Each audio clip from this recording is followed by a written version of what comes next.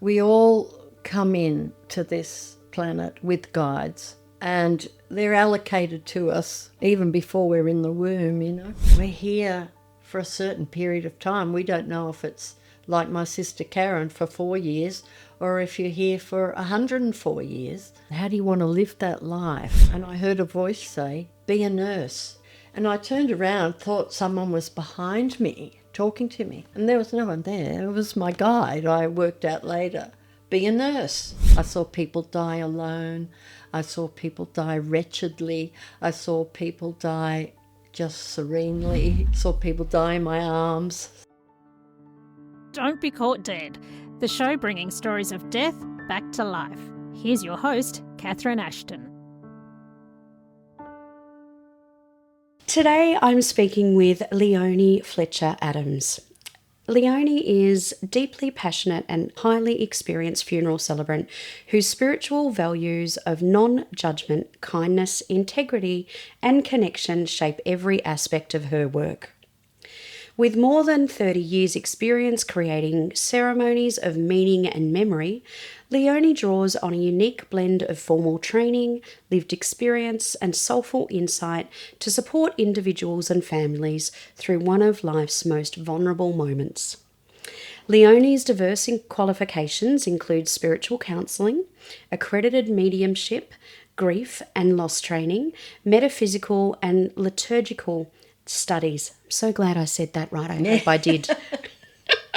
It's a lot to trip over. It is. And it also includes palliative nursing, theatrical training, and professional experiences as a funeral director. Her background enables her to craft funeral ceremonies that are authentic, dignified, heartfelt, and genuinely reflective of the person being honoured, whether that be secular, spiritual, or something in between. Described by many as delivering the best funeral I've ever been to, that's pretty good. Leonie offers a calm, grounding presence and a rare ability to hold space for people's grief while celebrating the sacredness of life. She is based in Traralgon in Victoria and leads spiritual funerals, an offering of conscious, inclusive and personally tailored end-of-life rituals. Thank you so much for being with me, Leonie. Pleasure to be here, Catherine. Thank you. And we're doing something a bit different today. We're actually in person in my office. Yeah, not on the screen. Yeah, and it's a really lovely thing, especially given the fact that you've travelled from Traralgon to be here today. So thank you so much for being with us. Yeah, thank you. So tell me, how did you get started in this funeral industry, Leonie? Okay, well, I have to go back to when I was 3 years old because my 4-year-old sister died and I lost my best friend and my parents lost their eldest child, and it still brings up the tears, as you can hear. So that loss and grief shaped our family. And in that, I feel I knew that there was something beyond this earth, that something else was going on. And as a child, I would have called that God. I called it the spiritual worlds now. And on my life journey, I've sought out teachers to help me understand the spiritual world. And I see my training as a nurse and as an actress and as a funeral director. They all came together to create my celebrancy. I never did formal training as a celebrant. I learned on the job, so to speak. And when I began over 30 years ago to conduct ceremonies, I realised pretty quickly that people needed hope, and they often lost hope when somebody they loved died. And at that point, I kept my spiritual beliefs to myself. But there came a point in my journey where I realised that the spiritual life is a way of life, a way of living your life, and it was how I lived my life. So why would I want to hide who I am and what I do and what I believe? And yeah. And so just on that, there's a few things that I'd like to talk about that you've raised there. Yeah. So firstly, that that change of recognition for you between believing in a God to now that transition to spirituality. Yes. Tell me, what religion were you? Were you raised in a particular religion? No, not at all. As a child, we moved to an area that was a new area for the war service homes. This was in Western Sydney. Yeah. And there was a local church, the Church of Christ. It was. Oh, yeah, I'm familiar with Church of you? Christ. Yeah. My husband was raised in that. Oh, Yeah. right, okay. Yeah. So the minister happened to knock on the door to invite any children along to Sunday school. And my grandmother answered the door. And my grandmother was my godmother. And she said, right, you kids are going off to Sunday school. My father hated the idea. But nevertheless, we went off. And it was like a safe place for me. And I loved the singing. And I loved the stories. And yeah, I knew lots of the Bible off by heart and things like that. So I felt like I'd come to my spiritual home, even though I wouldn't have called it that at that time. Yeah. And then tell me about that transition for you, how your faith developed over that time and over your experience. Yeah. I suppose because I'd always felt that there's, as Shakespeare wrote, there's more things in heaven and earth, Horatio, than in yours and my philosophy. If you understand and have an appreciation of that, then you know there's something greater and bigger going on than yourself. So from church, and I think in my nursing years, in looking after people, I saw how complicated life was really for people, how dramatic it was, how sad it was. And so my eyes were opening all the time. I, went overseas and saw sacred sites or learnt about spiritual things through books. I loved Scott Peck's books, The Road Less Travelled. That was a real eye-opener. Then I found in Victoria a spiritual teacher who combined Eastern and Western religions. It was a formal church, but he taught reincarnation and karma. And then the next thing was I put all that away, moved to Tassie, hid for a while, looked at Course in Miracles, read all that, and then from there came back to Melbourne and heard about a couple of people that were doing readings at a little cheese and wine evening. And I went along to that, and there was this gentleman there called Ian Rogers, and he gave me a mini reading, and I nearly fell off the floor with the accuracy. I was like blown away. So this person can tell me about myself, things I have never told anybody. So, yes. Is it possible to share any of those little things? Well, that was a while ago now. But yes, he told me about my marriage at the time, what I was going through in my marriage, of the hurts that had happened in my life.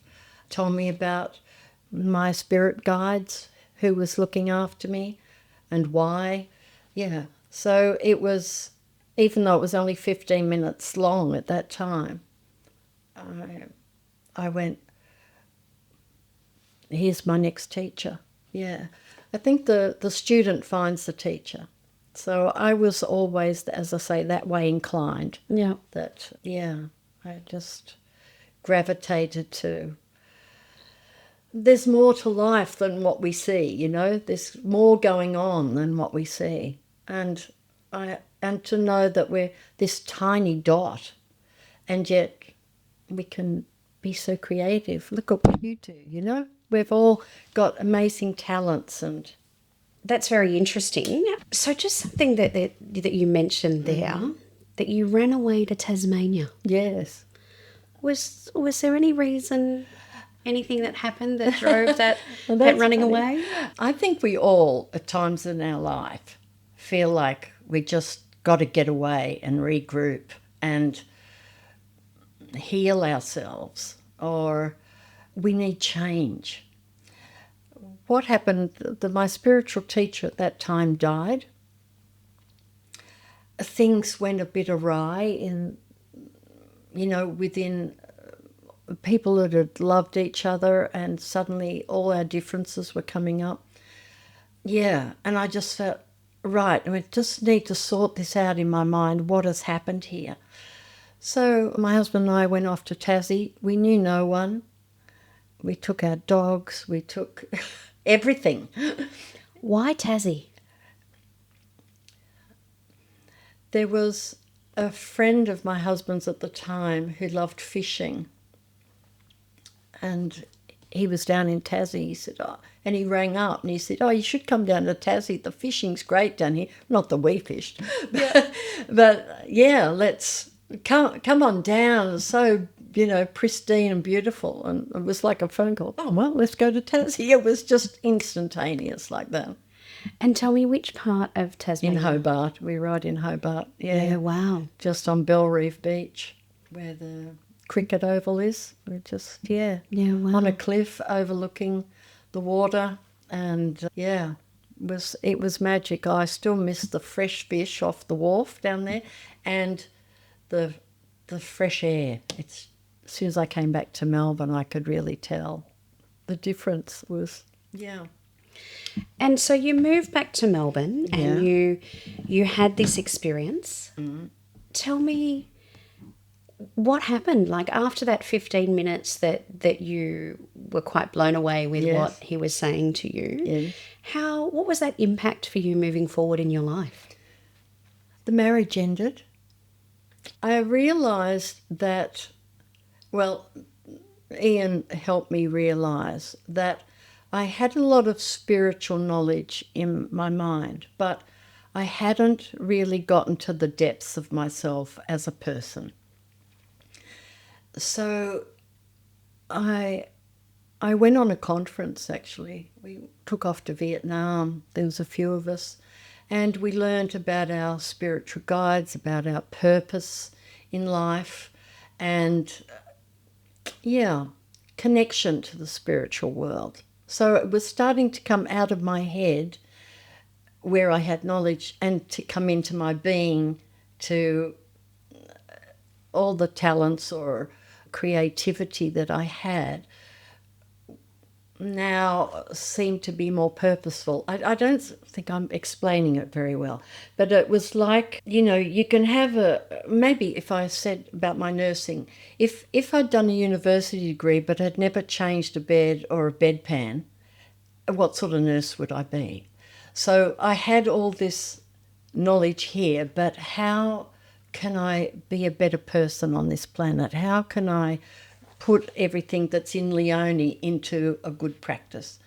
And I had worked in funerals at the time, and so I started to see that what I believed, what I could share with people, with my energy and my feeling that we're all equal and that we're all messed up and that we're all a mixture of so much, and accept people and not judge them, but just to be there for them. I somehow could,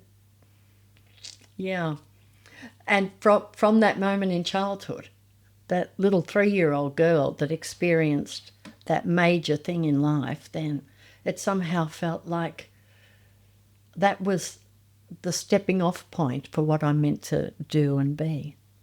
But it sounds like it's almost like embodying from being an intellectual to actually more of like an embodiment of what you feel like you represent. Would that be a way that would be a way to put it. Yeah, right. Yeah. And tell me, you talk about the spiritual guides. Yes. Could you talk me through what a spiritual guide is, how you can connect with spiritual guides? Do we all have them?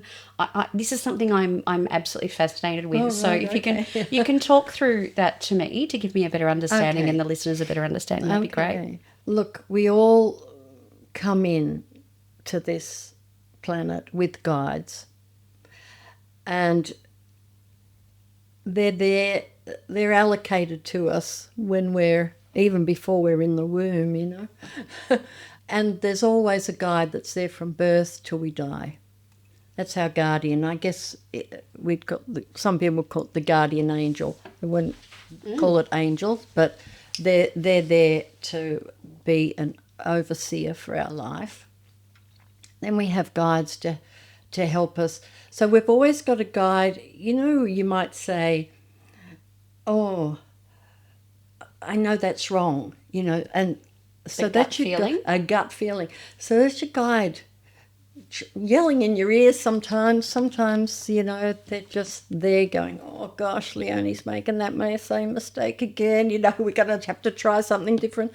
So yeah, they're there to call on. They're there loving us and wanting the best for us in all that we do. And yeah, so I'm probably not the best person to, I'm not a spiritual teacher. No, but it's only in relation to your experience and your story. So I'd love to hear about your experience and what it means to you. Yes. Well, for instance, when I'm conducting a funeral or when I meet a family, let's go with that first. When I meet a family, the first thing I think when I'm there with them is, where's the love needed here? What's the hurt? What's the wound here? And as I talk and ask, I just want to be there as I ask them to tell me the truth about their loved one, because we all learned from somebody else's journey.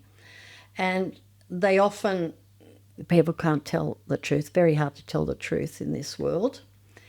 But they might, as they relax, let on a few of the hardships or the hurts. Now, where was I going with that? So in that I'm talking to my guide while I'm asking those questions. Help me to be in tune. What do I see? What am I hearing? What am I not hearing? What's that person not saying? So then I go home and I write up the ceremony. And as I'm writing, I feel like I'm in communion with my guide who can maybe see what's happened for that person. What's the wording needed here? What will express something? Give me the words so that so people say, oh, did you know that person? No, but I feel like I go into a space where I'm in tune with my spirit guides helping me, and with the family and with the person who's passed, although they're off and they've got to do their thing. And then at the ceremony, I ask my guides, whoever's there, come in and help. So then it's not a chore for me to hold the space. I just say, you know, just let me just be a conduit for what's needed here. Yes, I may have prepared very well, but in that moment, there's a whole lot going on. How do we bring this group of people together? How can we create unity? Sometimes, people might think this is really weird, but I imagine everyone's guide standing behind them in the room. Well, some people say imagine the audience is naked. So yes. I think I prefer your version. Yes, absolutely. So, you know, yeah. I was like, if I remember there was a young man who died, I'd conducted his funeral. The room was full of young blokes in black leather and tattoos, and here I was in a floral suit or something, you know. So, and I just said, all right, we've got to, these people are really hurting. They're young, he came off his motorbike, something like that. So they're all distressed. Help me to speak their language. And so the tone of my voice, or, they might not even remember what I said, but people remember what they feel. And then they brought this young man out and put him on the back of a ute or something like that. And I heard one of the young ones say, oh, that lady was great, wasn't she? You know, I thought, okay, thank you. You know, we hit the spot for them. So, Yeah, what happens afterwards, I don't know often. But in that moment in time, my wish, my desire, my love for what spirit can do for people, that's what I like to feel I can bring through in that ceremony. And I think it's important to say that at its heart, a spiritual funeral is an honest funeral, and everybody deserves an honest funeral. And yeah, some people say, Mum didn't believe in anything, or when you die, you die. I've only had a handful of people say that to me in 30 years. When you die, you die. Most people go, oh, they're with loved ones gone before. They're at peace now. They're free of the physical body now. Even if they don't believe in God or heaven, they believe in a space, a place where their loved one is more free. Yeah. And tell me, Leonie, the time that you're describing, and I think that as you're talking, everyone will be thinking about those very important role that you have about, when we get together with our loved ones, and sometimes not so loved, at funerals, it is really complicated, because you're bringing together people that may not have been together for a very long period of time, putting them all in the one room together. Yeah. And then you have to speak about someone who can no longer represent themselves. They have died, and so the information that you receive is everyone's perception of that person, and then you have to stand up there and deliver that. Tell me, you've talked a bit about how you go through the process with seeking assistance from your spiritual guides in relation to that, and a little bit about how you use language to assist you with communicating that. Yes. And the importance of honesty. Yes. What does the role of ritual play in that space when you're dealing with so many challenging things? Yes. Well, I think ritual and ceremony, they're another language we communicate with. A simple thing of lighting a candle can bring tears to people. I just feel, yes, if people don't have to speak but can do things, like, for instance, I might say, one of the questions what was their favourite colour? What were they good at? What would they say was their best attribute? Were they good cook? I try and just start simple like that. And then they feel excited. Oh, Nana always had a jar of jellybeans in the cupboard. Can we have that there? Yes, bring that. And why don't you dish them out to everybody at the end of the ceremony? Mm. So even simple things like that, I think, little rituals. Was the person an artist? Let's bring, whether they're a great crocheter or painter or photographer, let's bring that into the room, the essence of that person into the room. And the ritual of bringing that in and placing it and making a space that's got all that beauty in it. Yeah. And music too, I think that moves us. That's another important part of ritual and ceremony. A beautiful soprano voice can make your spine tingle, or music puts us in a place of deep thought. And yeah, am I answering your question? I don't know. I don't know if I'm putting myself in the room with those people. No, it is really helpful, because especially those insight to the questions about how you work with families to try and work out what is their thing, what is their story, what is their story or connection with the person who's died. That's right. Because sometimes people don't think about this process until they're actually in it, and that's so hard. That's right. Yes, and I think it's important to start simple, no matter what. I've sat in some very wealthy family homes, and then that afternoon gone to somebody's home who's a hoarder and little money. So you see, but still, people, there's some similarities always underneath, no matter your station in life. I think everybody feels they need to be understood. Everyone needs to feel that they're loved in life, don't they?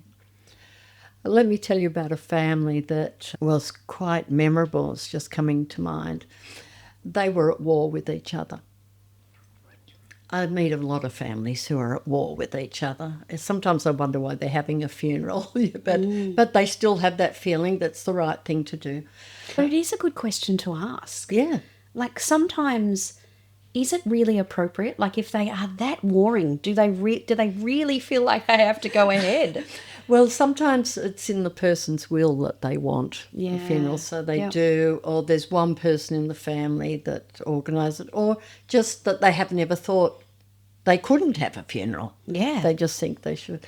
Anyway, this particular family, they were so at war with each other that they came in through different doors into the chapel. They sat on opposite sides of the chapel. They were all scowly-faced and very closed down emotionally. Oh, that's a hard audience. Yes.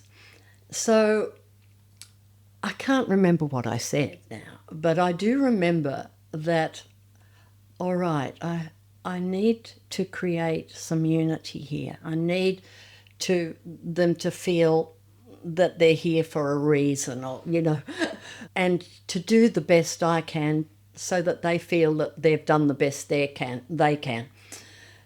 And about 10 minutes in, one of the grandchildren, I can't even remember how old she was, she may have been 12-ish or something like that, got out of her seat, went to the other side of the room and embraced somebody and said out loud, "I love you." Now, this had me in tears, of course, and wow. And this started the tears, and still people were sitting still, but that broke the ice.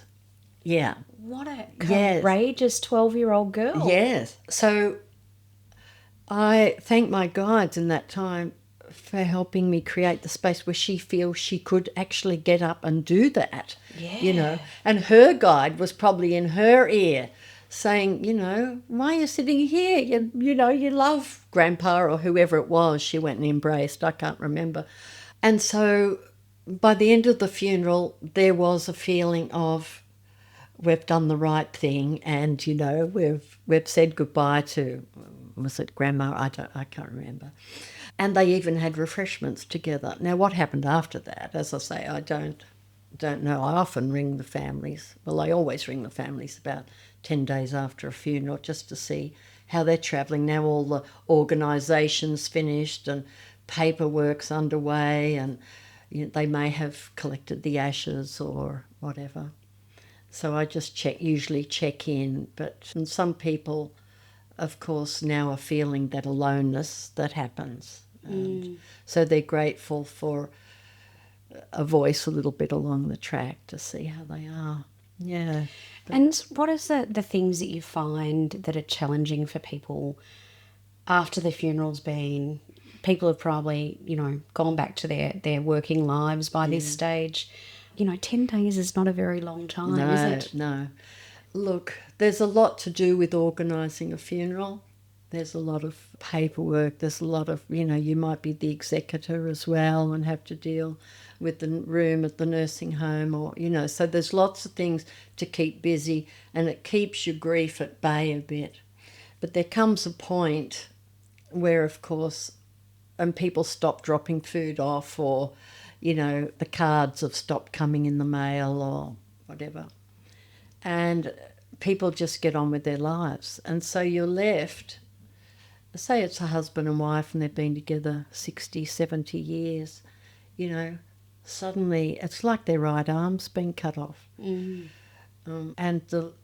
alone at night, and who do you talk to about your day, that sort of thing.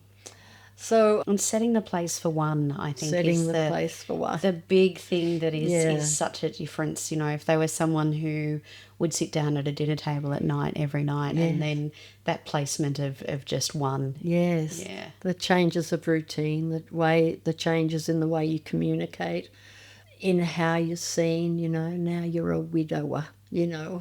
that sort of thing. We're very quick to label, aren't we? Yes, absolutely. So 10 days afterwards they're not over things yet. They're really just at the start of their grieving. So I just say, how was everything? How was the wake or the reception, or, how are you travelling since I saw you? Might talk about the funeral a little bit or whatever.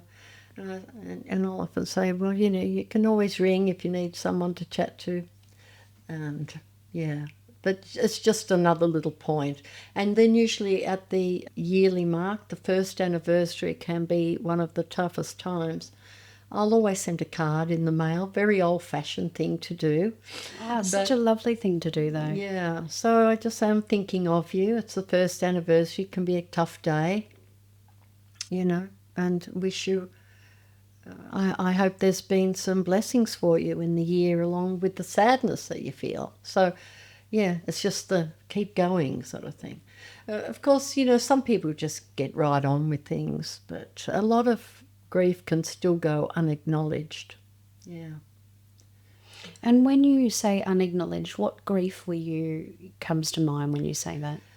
I think with, say, siblings, because that was my experience, I can remember my mother saying to me, you wouldn't remember that, Why are you asking about that? Mum, you could not talk about Karen in my lifetime with her about it. You wouldn't remember, so so it was so painful for her. But I'd lost, as I said, my best friend. So I think, I try to encourage people to include the children at the ceremony. I don't mind if kids are running up and down the aisle, in a sense, it's good if they learn respect and quietness at those times, but I think it's good to include children in it. It's a part of life. This is a part of life. So I think siblings' loss can be unacknowledged if a sibling's died or if their mum or dad's died, Also maybe with young people now, and there's a dreadful amount of suicides, just keeping on top of that with young people, where they're at, like, yeah, what's available to them, because they, even down the track, 6 months, a year down the track, some are still really hurting. Yeah. So grief counselling has a big role to play, and luckily we're more aware of that now. But I still think you're meant to just get on, People want you to get on with your grief. Yeah. The old misconception of grief has stages, and there's a set period of time for someone to grieve is a challenge I think we still have to continually talk about. Yeah, totally. And I just say, even when you've got your religious or your spiritual beliefs, grief is still a hard road. Life's full of ups and downs, but grief is a really deep, deep down, So, but if you have a belief that there's more than just this world, that if there was love between you and the person that has died, that is eternal. You will see them again. The spiritual world is just there. And the person who's died, they'll send you signs. If you're open, that they're allowed to come and visit you from time to time. Yeah, so I think if you've got that belief that there's more than here, you can stay strong in that. Like, you still got to grieve, but there's hope. There is hope, yeah. Yeah, I think that's it. And tell me, Leonie, you have mentioned you've been an actress. You even quoted Shakespeare. I'm sure your skills as an actress come in very much handy when you're standing in front of an audience like you're challenging either side, families separated. Would have come into very good play then. Tell me about your transition professionally, how you've moved from those different roles to what you're doing now, or have been doing for quite some time now. Okay, so let me just say, I believe when we incarnate in this world, we have a purpose that we're meant to fulfill. And as I say, that jumping off point was my sister's death. I was drawn to the theatre. I think it was somehow filling me up in some way, gaining confidence, or an expression of something that was innately me. I think that I came in with this creative expression in that way. Some people come in as artists, whatever, writers.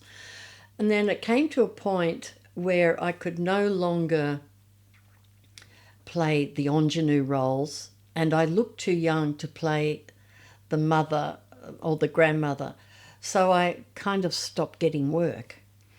And so then I thought, well, what can I do now? And I somehow had always been interested in death, and even in one of the companies I worked with, I helped write a play about grandma dying, and it went round to schools and nursing homes, looking back over her life and reliving things. We used puppetry and music, and so I thought, yes, it's always been there somehow. So I went to a day seminar. I saw something advertised in the funeral industry, and I sat at a table with someone and said, I'm interested to work in the funeral industry. And they pointed, see that lady over there?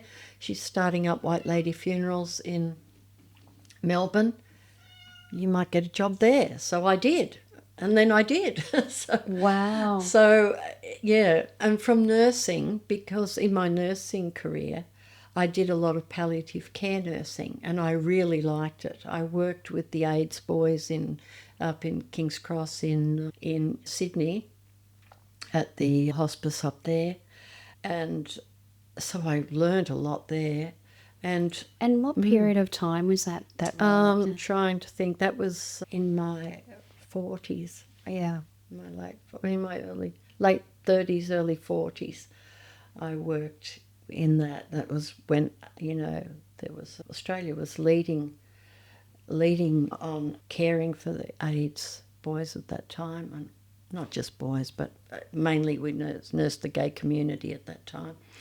Yeah, so I learned a lot there and saw a lot of course, in palliative care you see a lot of death and different ways people die. I saw how people fought it sometimes. I saw how people surrendered to it. I saw people that had lots of friends and family around them and the love that was there in the room.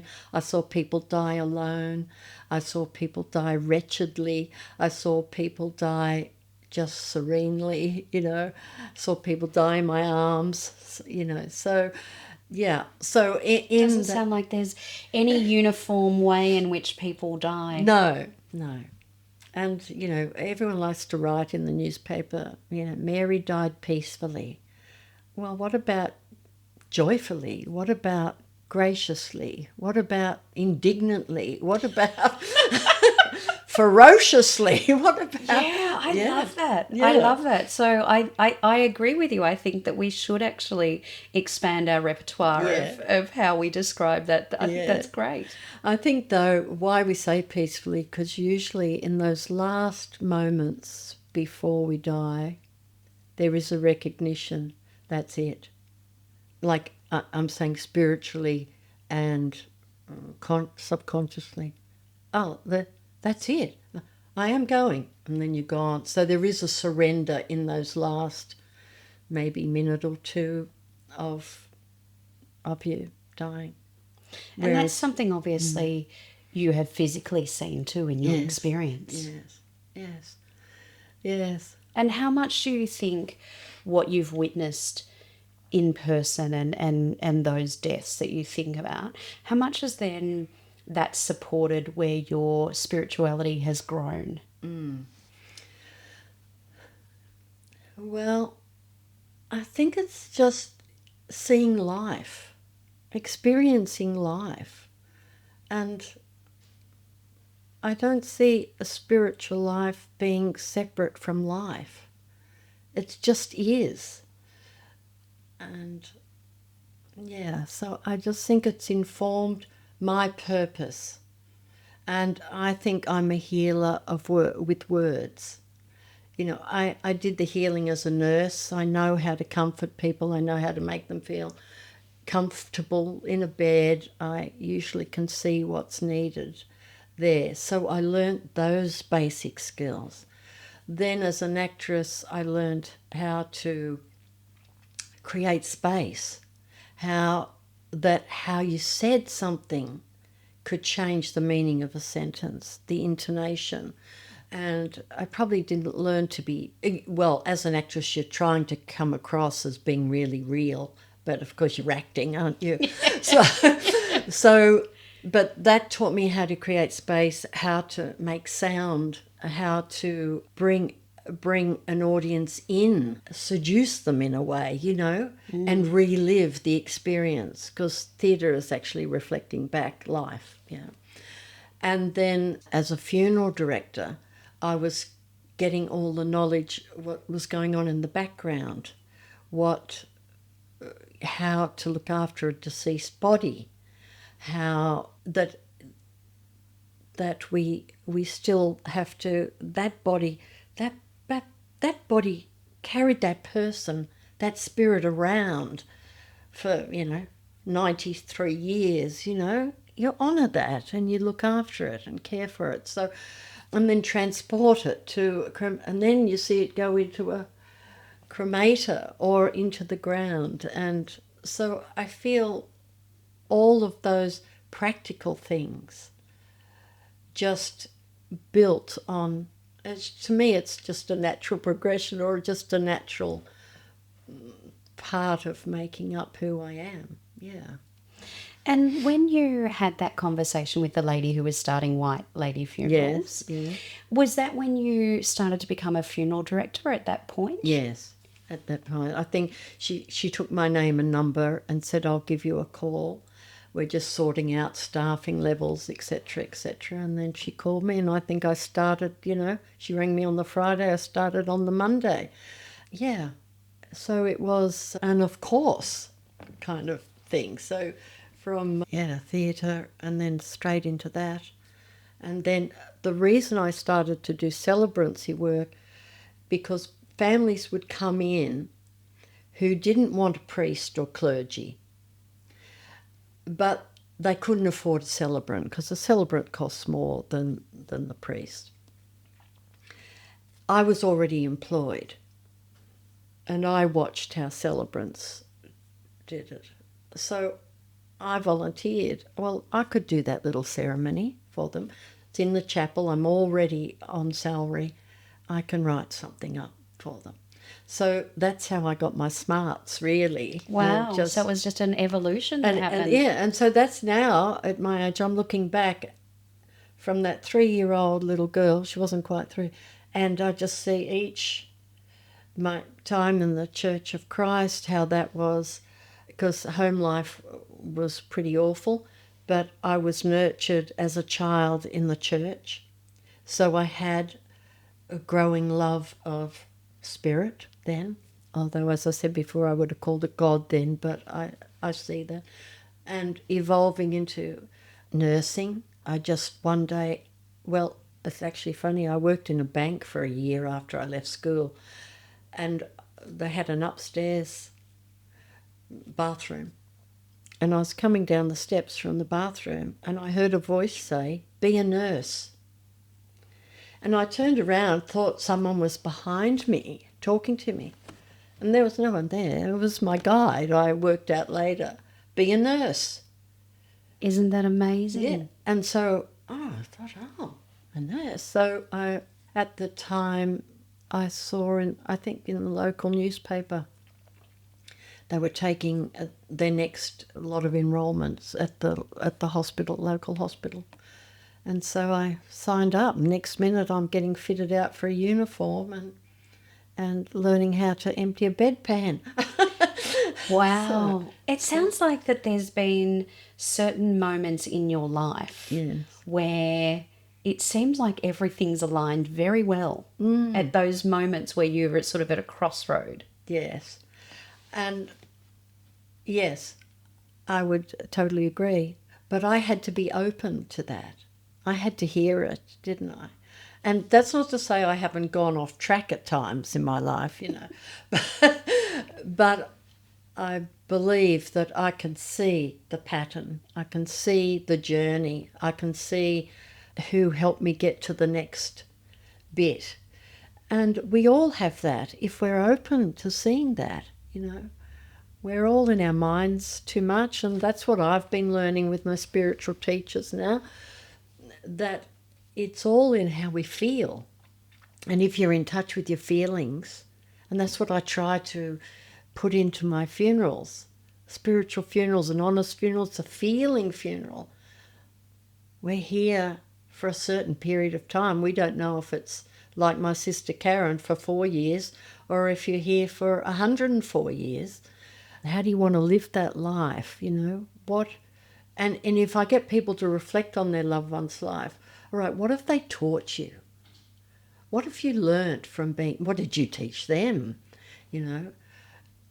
And a gratitude for those learnings. And how do now you want to live your life? How do you want to go on? Because I think, everyone wants to be loved and understood. Everybody also wants to have made a difference to someone, somewhere in the world, that they haven't lived their lives for nothing. Mm. And thirdly, we all don't want to die alone with no one caring about us. So I try, that's behind everything I try and do in the ceremonies, get people to try and look at a bigger picture. And what am I going to do with my life now? Because where am I heading, And I often say at the end of a funeral when I'm giving the closing words, some people in the room believe Mary's now travelling on beyond this life in spirit. Others believe with her last breath she was no more. Our time to know will come soon enough. But in the meantime, you can believe that all life has meaning and purpose. So we thank Mary for all she's taught us, taught you. I always refer it back to them. We thank Mary for all she's done for you, And, And it sounds like you briefly referenced it there, and we don't have to go there if you don't want to, but you mentioned that your home life was not ideal. Was that... I suppose it's very hard to tell given the fact that, Karen died at the age of 4 and you were only 3. Yeah, so it's very difficult to tell whether that was the catalyst that perhaps, made life more traumatic for you. Or I should ask, was it traumatic? What was it that made the Church of Christ far more appealing than what was at home?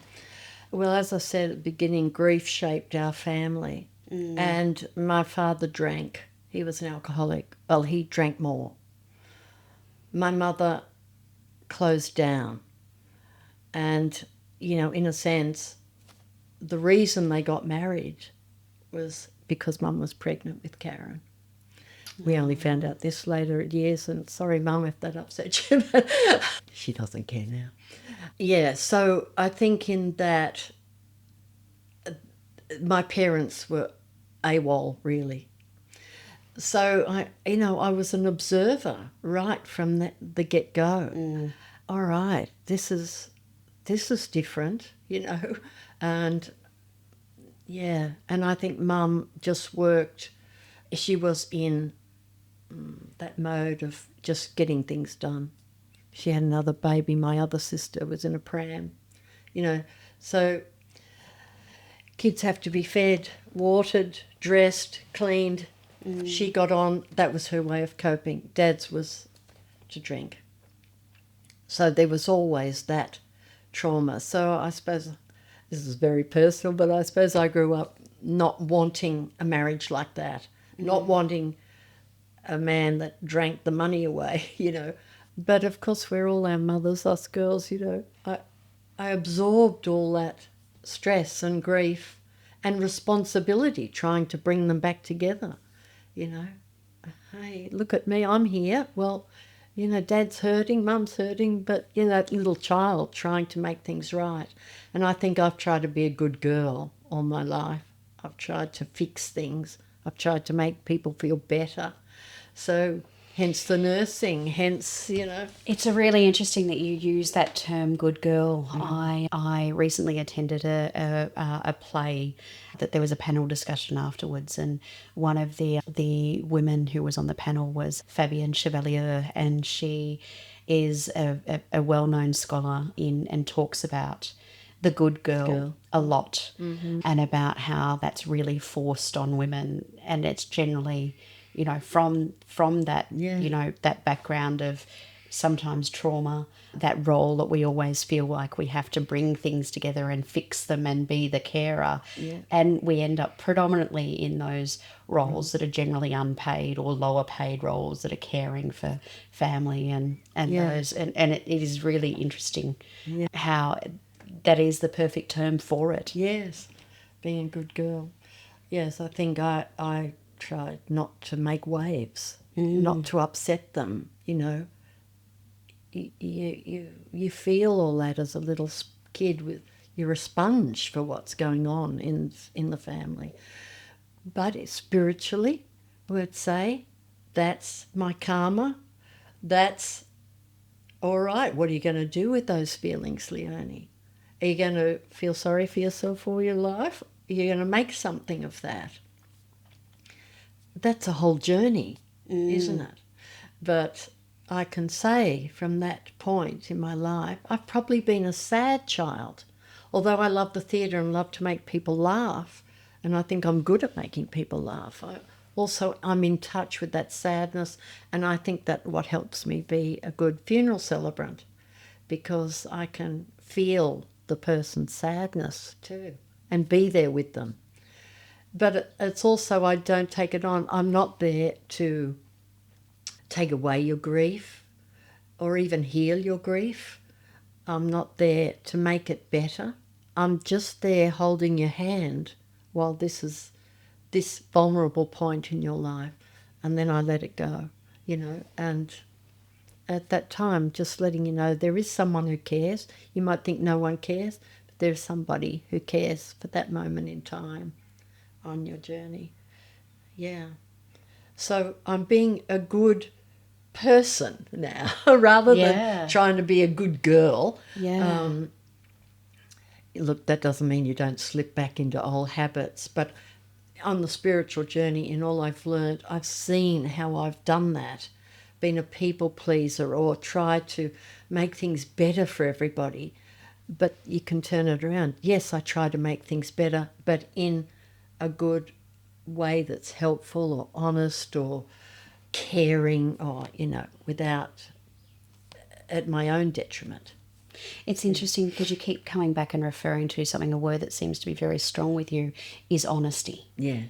And making sure that you're being honest in what's reflected when we reminisce about that person, about who's died. Yes. And it's very hard, as I said earlier, to... I always ask people, please tell me the truth. Everything I hear today doesn't necessarily go in the ceremony, but it helps me understand you as a family, helps me understand the person who's passed. And as I say, it's very hard to tell the truth, and some things will come out, you know, and I can tune into my guide and find out, or feel more what's happened for that one or this one. Look, I think honesty's a hard thing because we all wear a face mask in life, don't we? And it's just about being truly yourself and being on purpose and extending yourself to be the best person that you can be. That's being honest. And if you need to tell your truth, you don't need to hit someone over the head with it. You do it with kindness.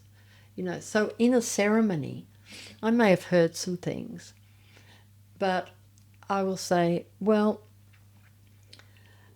the person, they were wonderful at this. They may have been the best landscape artist ever, you know, but oh boy, could they be difficult in such and such. It's how you say it, and people will accept it. Yeah. But And I think we've all been to those funerals where you don't recognise the person that they're talking about.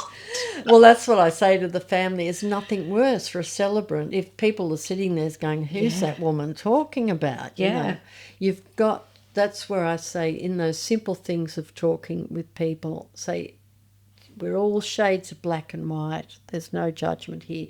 Just, and the questions I ask, what did they teach you? What have you taught them? What would they say was their purpose in life? What did they love best about themselves, Yeah. What do you think if they look back on their life, what would they have regrets? So I get people to just go a little bit deeper each time. So I feel they're getting a bit of a counselling session without kind of knowing it. But in that, they feel in a safe place, and then they'll share things. And, of course, I honour, some people say, well, Mary was dreadful, she was what. But don't say that in the ceremony, Leonie.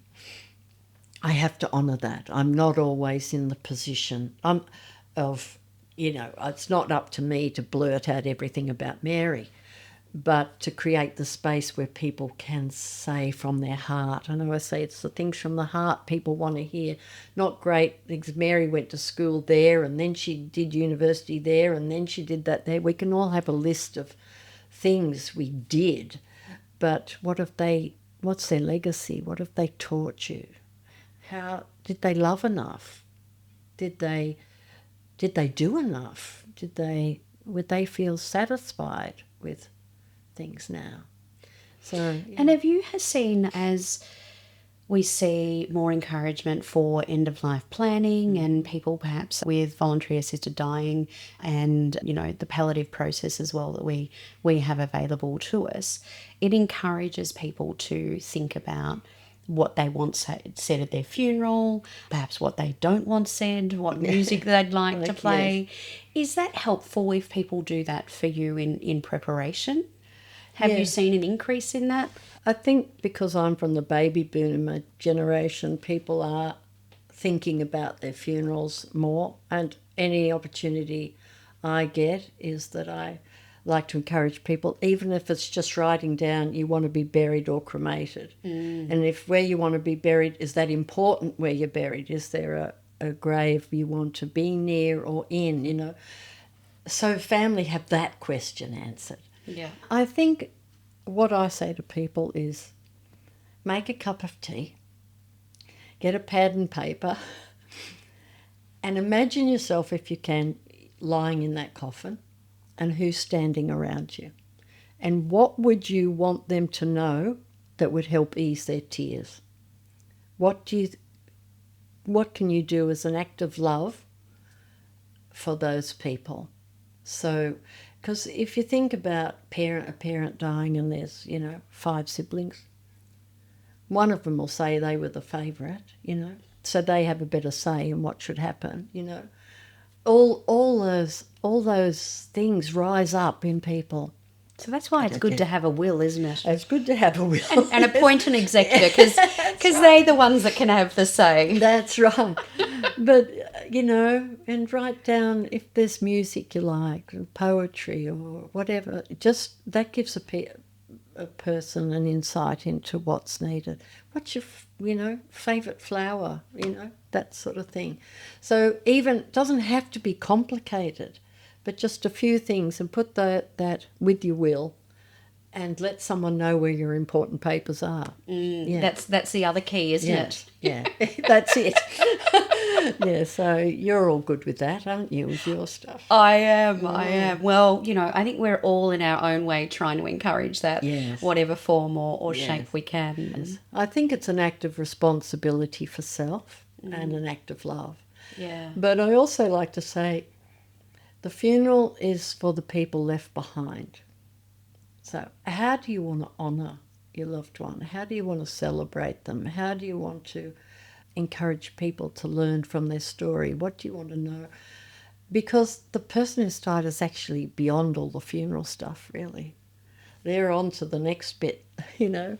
It's not a bed of roses in the spiritual world. It's a place of learning, like it is on earth. You don't say, oh, rest in peace. There's not peace. You know, there's only peace if you feel you've fulfilled your purpose, or there's peace in that, but then there's more learning, all right. It's not you go up there and just have a nice time and play in a beautiful garden in heaven, you know. It's not like that. It's What do you hope it would be for you? well, what we're taught is that we'll make our way up there quickly or slowly. There's a party waiting for us of all the loved ones, the people that have helped us, our ancestors, but only love. There's no one there that you would never want at your best party. And then let's put it simply, you go into a room and watch a big television screen and your life played out for you. And you will feel every moment that you've hurt someone or loved someone. You'll feel every result of any action that you've taken. You'll see whether you've done the best you can do or not. And in those moments, you make a vow to yourself, I've got to go back and fix that. I've got to, do better next time. And then we start the learning up there. So it's like going back to kindergarten again. Okay, so Leonie needs to learn more about honesty. So we'll teach her more. So when she goes back next time, she'll be the star pupil in honesty, you know. So that's what I'm learning in this life.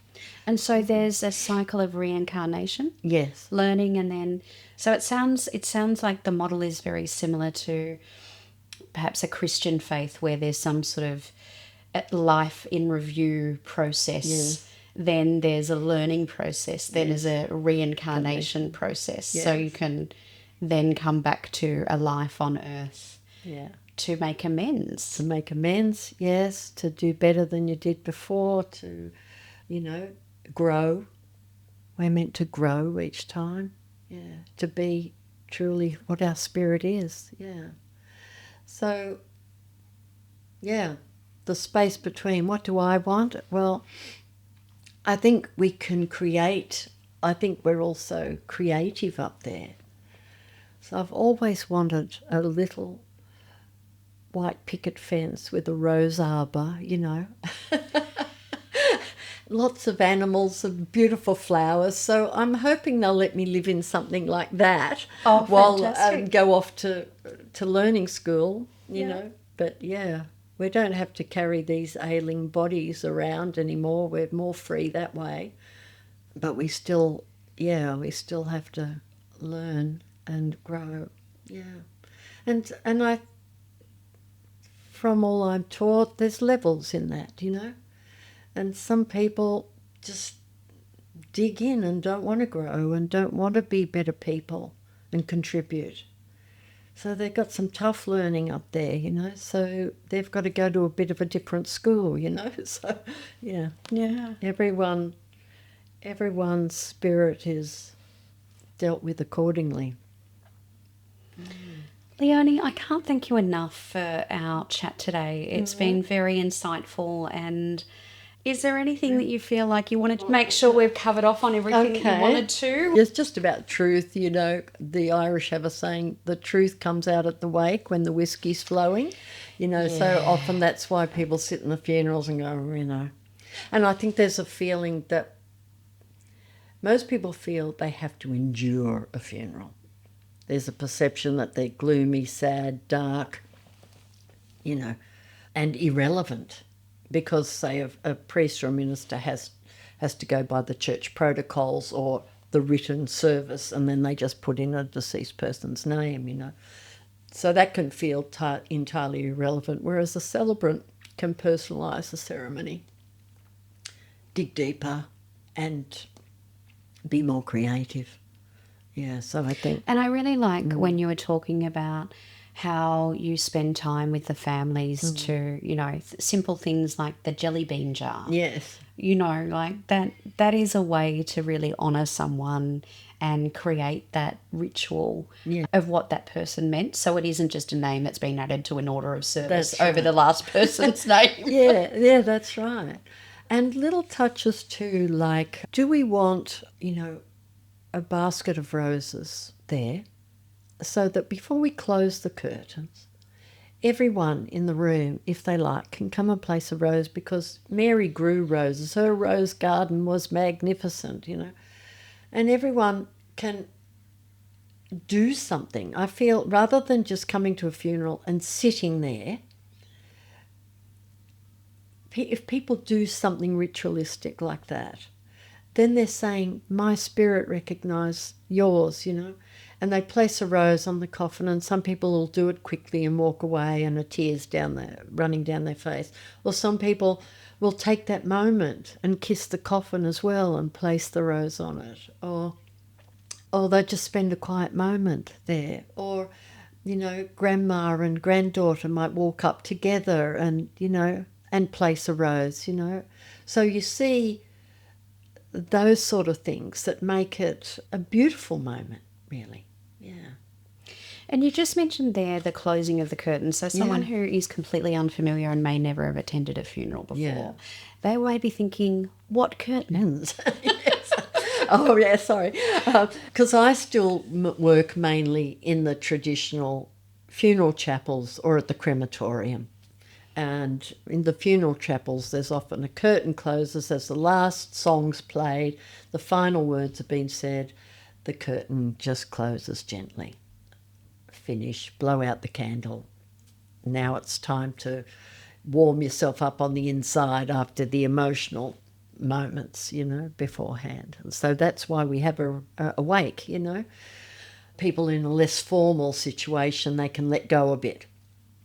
Yes, they've at Bunurong, I don't know if you've been out there, Catherine, they've got they don't have a curtain. The coffin lowers and a beautiful glass screen comes up, and that's nice. Some people don't want any lowering or any curtains closing.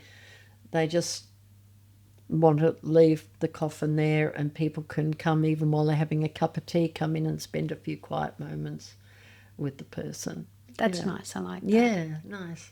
Yeah. Nice. And you were just mentioning also prior to this about the Irish and what they about the wakes. Wakes, yes. Can you just tell us that again?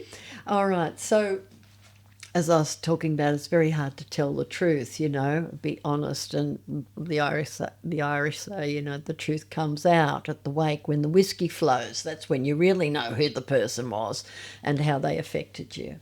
Yeah, that's all in there. So, But see, in organising funerals now, we have this perception the funeral directors have to do everything. They don't. They're there to help and guide you. We can go back to the old ways of having the person in your home, your loved one in your home, and people can come and visit and say goodbye there. Very much the Irish way, isn't it? The Irish way, yes. And sit around and talk about the person, what they meant to you, or just sit quietly and think about your life and your life in relation to theirs. Yeah, so we can have, I've conducted funerals in gardens, which has been nice, and the coffin's been there. And you mentioned the ute earlier too, like that's certainly not a traditional way in which to actually have the body, driven away. Yeah. That's right. I think we've generally, I think simplicity has come back more, as I said, the baby boomer generation. We don't want the huge, big, heavy headstones with lots of words.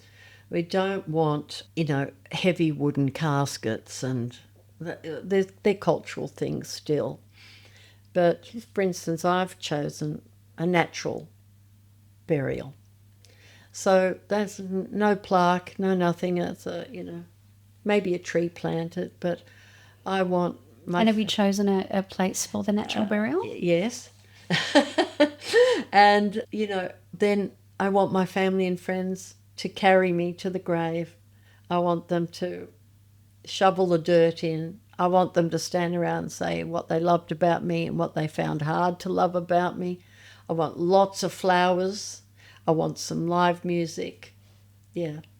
And and I believe I love doing graveside ceremonies because it makes it so real. The span of life so real. Here's all these headstones around you. There's nature, trees. You usually hear birds, add a bagpipe playing or a violin, and everyone feels it. Yes, the And bagpipes. That's a family thing with us, Right. and yes, they're very moving. Yes, Yeah, we had them at my grandfather's funeral. That was at home actually. Right. And yeah, oof, every time I hear the bagpipes now, it still gets me going. Yes, yeah. It's about feeling, Yeah. and that's what my journey's been on. As I said, I had lots of knowledge up here, but to feel, if we feel, yeah, we're in touch with ourselves, in touch with our spirit.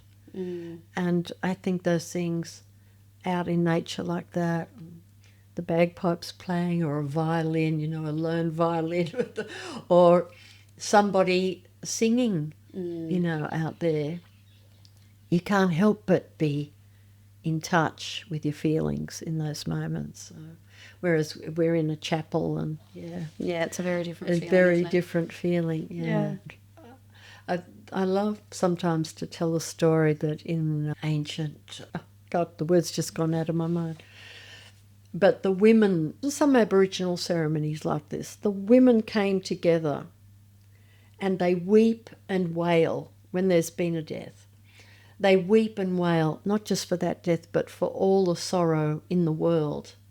And the myth was that that's how the River Nile was created, from their tears. So I've said... Egypt. Yeah, the ancient Egypt. It wasn't the ancient Egyptians. It was, it's just not coming to me. Doesn't matter. But as I say, Aboriginal women do that. And they'll weep and wail and they get their feelings out.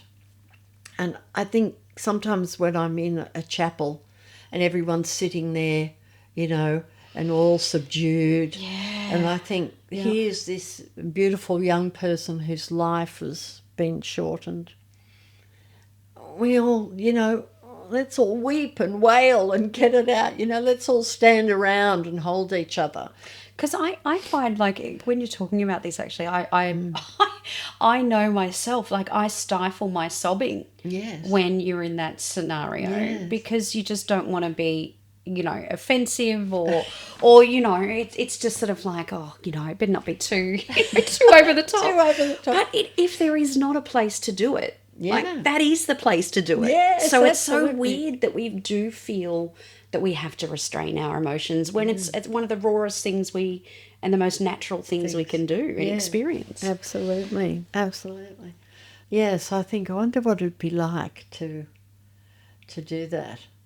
And I think the American Indian culture, they had a thing that when somebody died, a tradition, not a thing, a tradition, where each person, they sat in a circle and each person could talk about what that person meant and what belief systems they held that made them act the way they did. And it was that, in being truthful and in talking about those things, the next generation learns. So that's evolution, So, okay, that warrior did this and that wasn't so good because it went against what the chief wanted, So how can I learn from that, And so important in those cultures where oral history is the only way in which you can actually pass down those teachings to another generation. Yeah. I think we're learning. Some things we're not. That's the way of things, isn't it? It really is. Yeah. And will they be doing funerals differently in another 10 years' time, I wonder? don't know. Yeah, it's one of those things. It's like anything. It has been happening for eons, and it will continue to happen long and after you and I are gone. Yes, and, that's right. And yet some things always remain the same about it. Exactly. I'd like to just say one thing to Pete. There is a perception. I said before, funeral directors are there to help you and guide you. You can do a lot of the work yourself. Press Chat GPT, it'll tell you exactly what you need to do for a funeral. But some people think, funeral directors are there just to rip us off. Look, they're companies and they have overheads and they have to pay staff, and those staff need their jobs.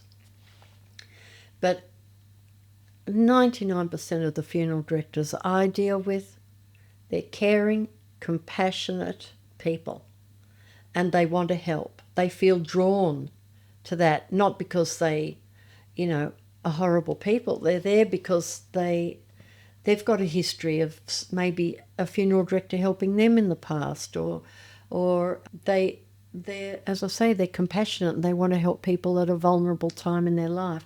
So I think it's a misperception to think that they're there to rip you off. They're there to help guide you. And we do need them because everyone needs to be in a coffin, basically, and be taken somewhere to be cremated. So they're there to help you. And not everyone wants to do it all themselves. No, that's right.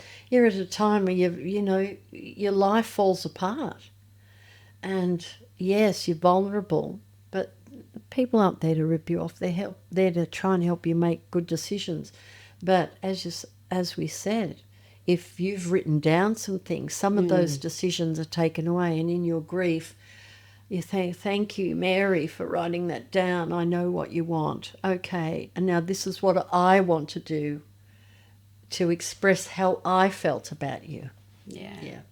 I think that's lovely, Leonie. Leonie, I can't thank you enough. It's been very insightful, and when you talk about your spiritual guide, it's something that people refer to as their conscience or an angel on their shoulder, or there's many different versions of what we have been talking through today, and I really appreciate you sharing your spiritual journey with us and what it means to you. Yeah, thank you, Catherine. Don't be caught dead forgetting to subscribe. And here are some more videos we know you'll love.